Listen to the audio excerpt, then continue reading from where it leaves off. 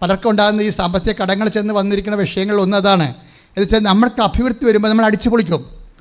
പിന്നെ എല്ലാ കാലത്തും ഇങ്ങനെ തന്നെ ആയിരിക്കും നമ്മൾ വിചാരിക്കും. കോവിഡ് നമ്മൾ കോവിഡ് എന്ന് പറഞ്ഞ സംഭവം കേട്ടിട്ട് പോലും ഇല്ല. ഈ മെലിഞ്ഞ പശു വന്നിട്ട് കൊഴുത്ത പശുവിനെ മുഴുവൻ വിഴുങ്ങിയില്ലേ? നമ്മളുണ്ടാക്കി വെച്ചിരുന്നതെല്ലാം കോവിഡ് കൊണ്ടുപോയി ശരിക്കും പറഞ്ഞാൽ. അപ്പം അങ്ങനെ വരുമ്പോൾ കച്ചവടം നഷ്ടപ്പെട്ടവരുണ്ട്. അങ്ങനെ പല കാര്യങ്ങളിലും അവരുടെ ഇട്ടുകൂട്ടിൽ നിന്നാണ് അവർ ആ കാലങ്ങളിലെല്ലാം ചിലവ് തെളിഞ്ഞുകൊണ്ടിരിക്കുക. അത് മെഴുത്ത പശുവിനെ മെലിഞ്ഞ പശു വിഴുങ്ങിക്കളയും. അപ്പോൾ ഇതൊക്കെ എല്ലാ കാലത്തും ഉള്ളതാണ് ഈ സംഭവങ്ങൾ. ഇന്നത്തെ കാലത്ത് ഈ മെലിഞ്ഞ പശു എന്ന് പറഞ്ഞാൽ കോവിഡായിരുന്നു. കോവിഡ് വന്ന് കയറിയപ്പോൾ പണ്ട് നമ്മൾ ഉണ്ടാക്കി വെച്ചിരുന്നതെല്ലാം അത് വിഴുങ്ങിക്കൊണ്ട് പോയി.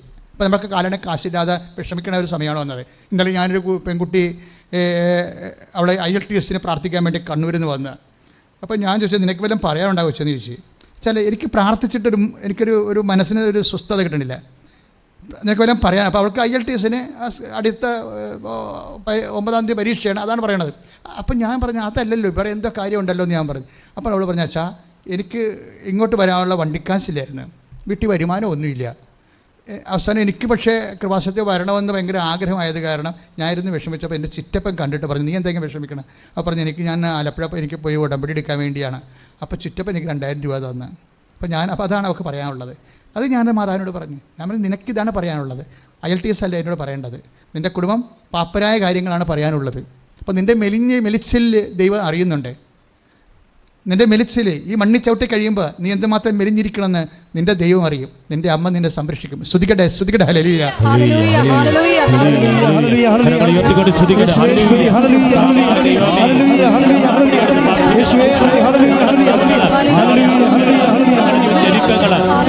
അറിയുന്നല്ലോ ഈശോയുടെ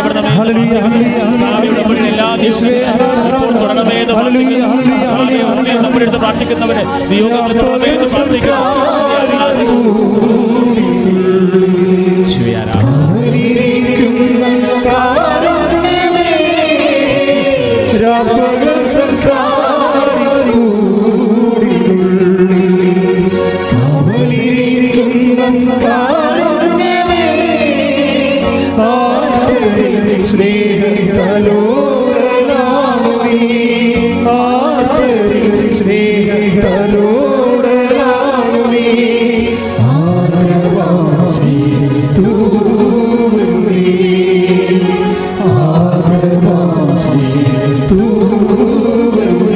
ചക്രാരി ഒരുമിച്ച് പാടുക.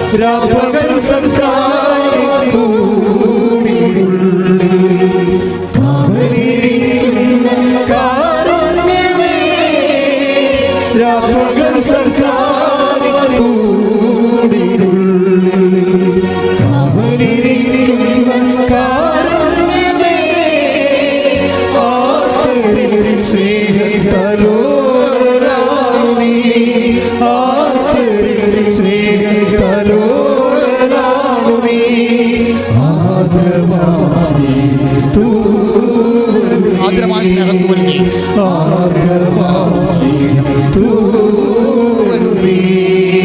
നീ വരൂ.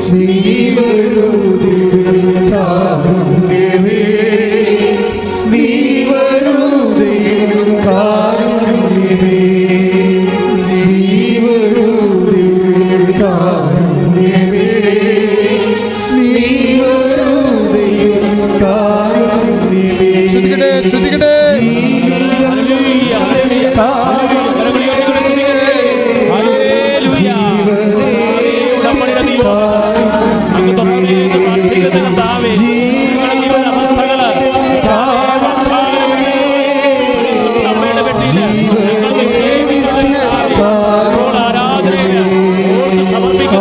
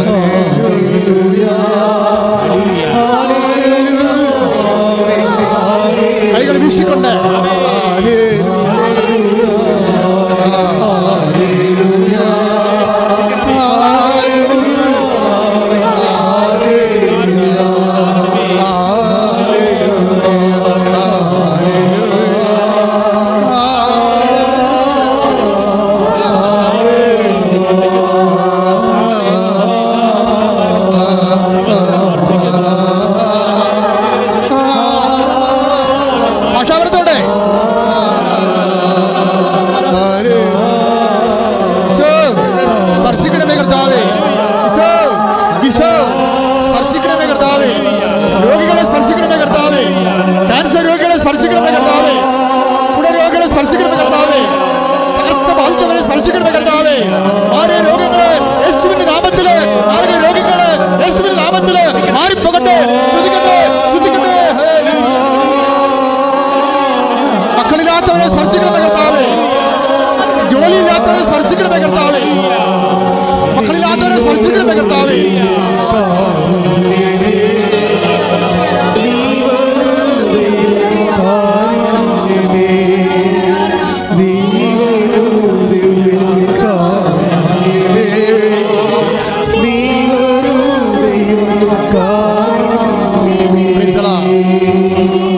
ഒരു കുഞ്ഞിനെ കർത്താവ് കാണിക്കുന്നുണ്ട്. കുഞ്ഞിന് വയറിങ്ങനെ വീർത്തിരിക്കണം.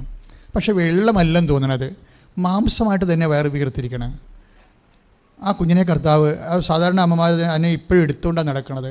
ആ കുഞ്ഞിനെ കർത്താവ് ഇപ്പോൾ സുഖപ്പെടുന്ന അടിച്ചു സന്ദേശമുണ്ട്. ശ്രുതിക്കട്ടെ.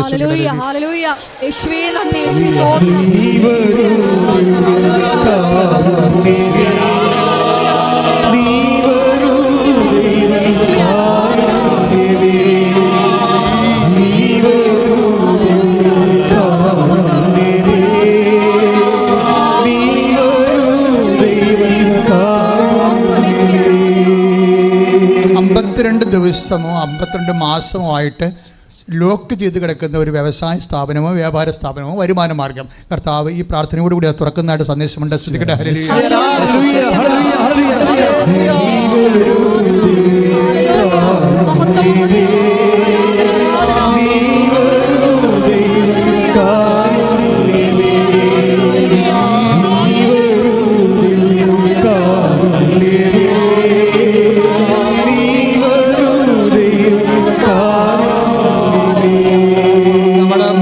ഇങ്ങനെ പെരുമുട്ട് പോലെ വരും. മുട്ടിന് പെരുമുട്ട്, മുട്ടിന് ഇങ്ങനെ കാലുമുട്ട് കൈമുട്ട് ആ സ്ഥലത്ത് മാത്രം ഇങ്ങനെ ബൾജ് ചെയ്ത് വരും. എന്ത് രോഗമാണെന്ന് അറിയാൻ പാടില്ല. അങ്ങനെയുള്ള രോഗത്തെ കർത്താവ് സ്പർശിച്ച് സൗഖ്യപ്പെടുത്തിക്കൊണ്ടിരിക്കുന്നു. സ്തുതിക്കട്ടെ.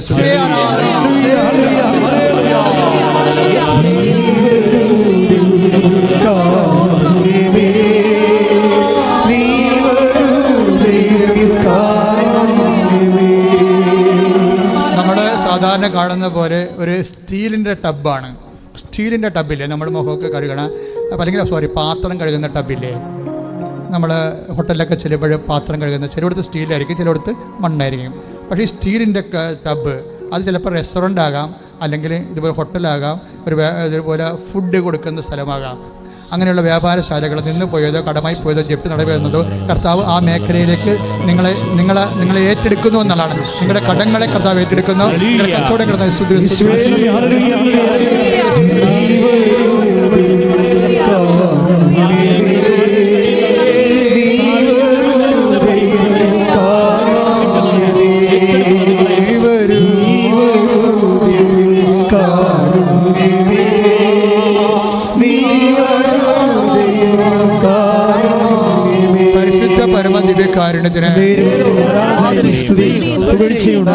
നമ്മുടെ കൊലശ്ശേരി പോലെ എന്താ അതിന് നമ്മുടെ ആലപ്പുഴ ഇങ്ങനെയൊക്കെയാണ് പറഞ്ഞത്, തേപ്പ് തേക്കുന്ന ഒരു സംഭവം ഉണ്ടല്ലോ, അതാണ് കൊലശ്ശേരി. അപ്പോൾ ഇതിങ്ങനെ മെസ്സേജ് കാണിക്കുന്നുണ്ട്. ദാറ്റ് മീൻസ് നിർമ്മാണ പ്രവർത്തനമാണ്. നിർമ്മാണ പ്രവർത്തനമൊക്കെ ഒരുമിച്ച് പ്രാർത്ഥിക്കുക. ചിലപ്പോൾ വീട് വെക്കാൻ ആഗ്രഹിക്കുന്നവരാകാം, വീട് വെക്കാൻ റിപ്പയർ ചെയ്യാൻ ഉദ്ദേശിക്കുന്നവരാകാം, അല്ലെങ്കിൽ എക്സ്റ്റെൻഡ് ചെയ്യാൻ ഉദ്ദേശിക്കുന്നവരാകാം, ചിലപ്പോൾ വീടിന് പകരം സ്ഥാപനമാകാം, എന്തുമാകട്ടെ.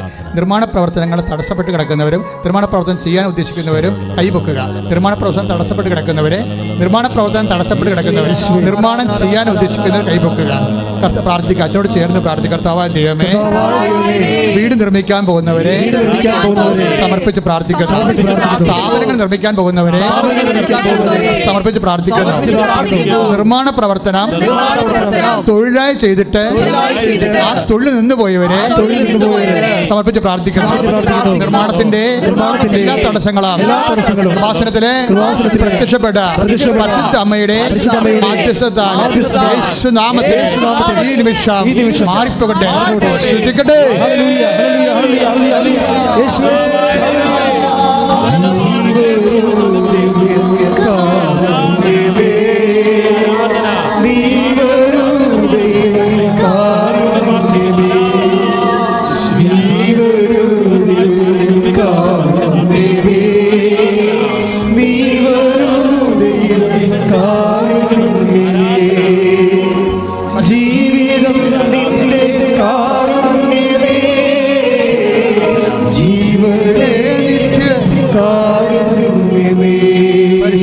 പരമദിവ്യകാരുണ്യത്തിന് ആരാധനയും സ്തുതിയും പുകഴ്ചയും ഉണ്ടായിരിക്കട്ടെ. പ്രിയപ്പെട്ട ഉടമ്പടിയുടെ ഒരു പ്രധാനപ്പെട്ട മർമ്മം എന്ന് പറയുന്നത്, പല മർമ്മങ്ങൾ ഇപ്പോൾ ഈശോ ഇതിലൂടെ പറയുന്നുണ്ടല്ലേ.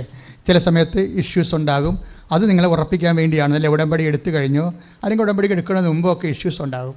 ആ ഉടമ്പടി പക്ഷേ ആ ഇഷ്യൂസ് ഒന്നും ഇപ്പോൾ ജോബിക്കുണ്ടായിരുന്ന പ്രശ്നം എന്താണ്? 2 സമയത്തും പ്രശ്നമാണ് അയാൾക്ക്, പക്ഷേ 2 അയാൾക്ക് നേട്ടമായി മാറി. 2 സമയത്തും പ്രശ്നം ഉണ്ടായി, പക്ഷേ 2 സമയത്ത് നേട്ടമായി മാറി.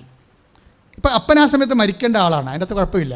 അപ്പം മരിച്ചൊരു വിഷമില്ല, പ്രായമായ ആളാണ്. തന്നെയല്ല അദ്ദേഹം രോഗിയുമായിരുന്നു. അദ്ദേഹത്തിന് ശുശ്രൂഷത്തിൽ ആ മനുഷ്യന് സന്തോഷമുണ്ട്, അവസാന കാലങ്ങളിൽ ശരിക്കും നോക്കിയതിൽ സന്തോഷമുണ്ട്. പക്ഷേ എങ്കിലും അപ്പൻ്റെ 5 ലക്ഷം രൂപ അയാൾക്ക് കിട്ടിയപ്പോൾ 5 ലക്ഷം രൂപയാണ് അയാൾക്ക് കടമുണ്ടായിരുന്നത്. ആ കടം അതുകൊണ്ട് തന്നെ അയാളെ, അതായത് ഉടമ്പടി കാലത്ത് നിങ്ങൾ എന്ത് സംഭവിച്ചാലും വിഷയത്തെ നോക്കരുത്, ദൈവത്തെ നോക്കാവൂ. കുറച്ച് പോയിന്റ് പിടിയോ? ഇപ്പോൾ നിങ്ങൾ IELTS ഫ്ലോപ്പ് ആയെന്ന് തന്നെ വിചാരിക്കുക അല്ലേ. ഇപ്പോൾ ചില പറയാം, 5 പ്രാവശ്യം ഞാൻ പരീക്ഷ എഴുതി, ഇത് 6ാമത്തതാണ്, ഇതും ഫ്ലോപ്പായാൽ എനിക്ക് കാശില്ലെന്ന് പറയും. ഇനി IELTS എഴുതാൻ കാശില്ലെന്ന് പറയും. അപ്പോൾ ഞാൻ മൈൻഡ് ചെയ്യത്തില്ലത്. എന്താ കാര്യം വെച്ച് കഴിഞ്ഞാൽ, ഇവളുടെ സമയമാകുമ്പോൾ തക്ക സമയമുണ്ടല്ലോ, ഇവിടെ മര്യാദക്ക് നിൽക്കുക. ദൈവത്തിൻ്റെ തിരുസന്നിധിയിൽ നിൽക്കുന്നവർ മര്യാദക്ക് നിൽക്കാൻ പറയും. ബൈബിളിൻ്റെ ഒരു നിലപാടാണത്. ദൈവതിരുസന്നിധിയിൽ നിൽക്കുന്നവർ മര്യാദക്ക് നിൽക്കണം. എന്ന് വെച്ച് കഴിഞ്ഞാൽ മര്യാദ നിൽക്കുന്ന അർത്ഥം എന്താണ്? ബഹളം ഉണ്ടാക്കരുത്, നിരാശപ്പെടരുത്, വിഷമിക്കരുത്, ഫൈറ്റ് ചെയ്യരുത്, പിറുപിറുക്കരുത്. കുറേ ദൈവത്തിൻ്റെ മുമ്പിൽ നിൽക്കാൻ വലിയ പാടാണ്. ഇത്രയും നാളെനിക്ക് മനസ്സിലായത് അങ്ങനെയാണ്.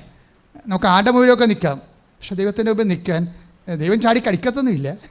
പക്ഷേ നമ്മുടെ ഒരു ചെറിയൊരു ചലനം കൊണ്ട് തന്നെ ദൈവത്തിൻ്റെ അനുഗ്രഹം ബ്ലോക്കായി പോകാൻ സാധ്യതയുണ്ട്. അതുകൊണ്ട് പത്രോസ് പറഞ്ഞത് എന്താ പറയണത്? 1 പത്രോസ് അല്ലേ, 1 പത്രോസ് 5:6 ദൈവത്തിന്റെ ശക്തമായ കരത്തിൻ കീഴിൽ, ഒന്ന് വെച്ച് പറഞ്ഞ, ദൈവത്തിന്റെ ശക്തമായ കരത്തിന്റെ കീഴിൽ നിങ്ങൾ താഴ്മയോടെ നിൽക്കുവിൻ. അവിടുന്ന് തക്ക സമയത്ത് നിങ്ങളെ ഉയർത്തിക്കൊള്ളും. അപ്പൊ തക്ക സമയം എന്ന് പറയുന്നത് ആരാണ്? ഉടമ്പടിയിൽ ആര് തീരുമാനിക്കും? അത് അമ്മ തീരുമാനിക്കും. മനസ്സിലായില്ലേ? ഉടമ്പടിയിൽ നിന്ന് ആരാണ്? നിങ്ങളുടെ തക്ക സമയം ആര് തീരുമാനിക്കും? അമ്മ തീരുമാനിക്കും. അതാണ് കാനായിലെ കല്യാണം. തക്ക സമയം അമ്മ തീരുമാനിക്കും. എൻ്റെ സമയം ഇനി സമാഗതമായില്ലല്ലോ. ആ സമയം പിന്നെ തീരുമാനിക്കുന്നത് ആരാണ്? അമ്മയാണ്. അമ്മ സമയം തീരുമാനിക്കും. അമ്മയ്ക്ക് അതാണ് സമയഘടികാരവുമായി കൃപാസന അൾത്താരയിൽ അമ്മ പ്രത്യക്ഷപ്പെടുമ്പോൾ നമുക്ക് തരുന്ന അനുഭവ സന്ദേശങ്ങൾ ഒന്നാണത്, തക്ക സമയം. നിൻ്റെ സങ്കടങ്ങൾ തീരാനുള്ള തക്ക സമയം നിൻ്റെ അമ്മ തീരുമാനിക്കുമെങ്കിൽ അതിനെ തീരുമാനിപ്പിക്കുന്ന പ്രാർത്ഥനയാണ് അമ്മ നൽകിയ ഉടമ്പടി പ്രാർത്ഥന. കൈ അടിച്ച് കർത്താൻ